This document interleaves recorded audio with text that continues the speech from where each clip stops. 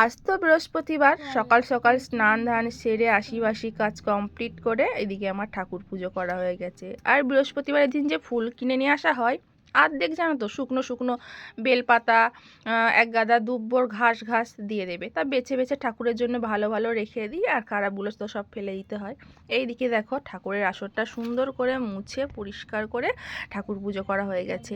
তা চলো এইগুলো আমি এখন বাইরে ফেলে দিয়ে আসি। আর বাবিন উঠে ওর অঙ্ক করতে বসে গেছে। বাবিনের তো রয়েছে স্কুল, জন্য এখন অনেক করে হোমওয়ার্ক দেয়, তো রাত্রিরেও করে উঠতে পারে না, ওর জন্য সকালে উঠে কিছুটা করে। আর এই দেখো ফুলগুলো নিয়ে গিয়ে আমি গাছের গোড়ায় দিয়ে দিলাম, এটা হচ্ছে লেবু গাছ।